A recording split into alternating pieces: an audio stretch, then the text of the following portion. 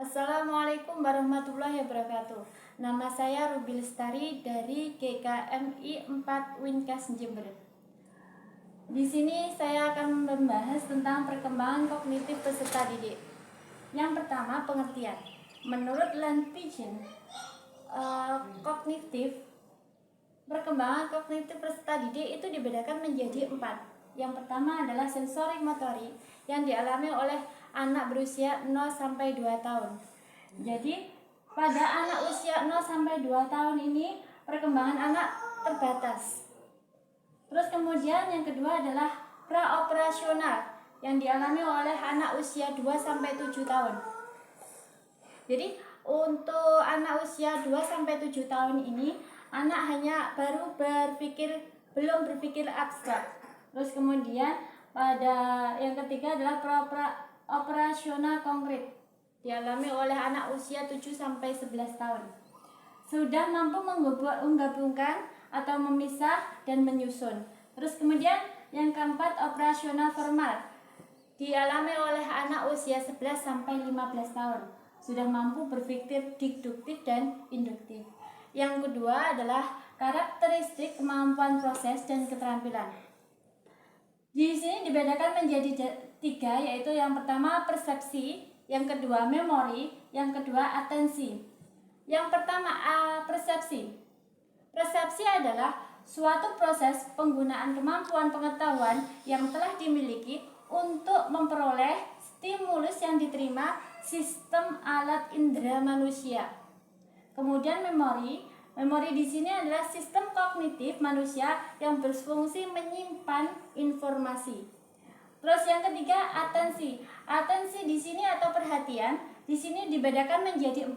Yang pertama adalah receptor adjustment, kedua adalah postular adjustment, yang ketiga adalah muscle tension, yang keempat central nervous adjustment, yang kelima adalah increased class clearness. Terus yang ketiga adalah komponen keterampilan kognitif peserta didik. Yang pertama, metakognitif. Yang kedua, strategi kognitif. Yang ketiga, gaya kognitif. Yang keempat, pemikiran kritis. Di sini metakognitif, pengetahuan dan kesadaran tentang proses kognitif atau pengetahuan tentang pikiran dan cara kerja. Kedua, strategi kognitif, kemampuan interval yang dapat membantu siswa dalam proses belajar.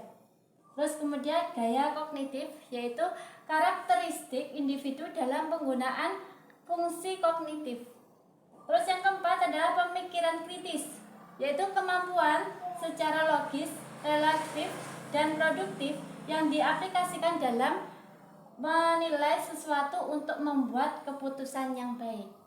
Yang keempat adalah faktor yang mempengaruhi perkembangan kognitif peserta didik. Ada 2 faktor di sini. Yang pertama adalah faktor hereditas, yang kedua faktor lingkungan. Di mana faktor hereditas ini adalah ketika anak itu memiliki orang tua yang cerdas, namun lingkungan dari keluarga itu sendiri tidak memberikan stimulus, sehingga anak yang mempunyai otak cerdas tadi tidak nampak, tidak bisa ditampakkan. Terus yang kedua, faktor lingkungan. Faktor lingkungan di sini bisa keluarga, bisa sekolahan. Semakin banyak stimulus yang diberikan, maka semakin berkembang pula kognitif dari peserta didik. Jadi semakin banyak pengalaman, stimulusnya, peserta didik di sini akan mengalami perkembangan yang cukup besar. Yang keempat adalah implikasi perkembangan kognitif peserta didik dalam pembelajaran. Ini dibedakan strategi guru mengembangkan proses kognitif. Terus yang kedua adalah upaya yang dilakukan guru dalam mengembangkan kemampuan kognitif peserta didik. Banyak hal yang harus dilakukan guru saat melakukan strategi pengembangan proses kognitif. Di antaranya adalah peserta didik diajak untuk lebih fokus dalam belajar.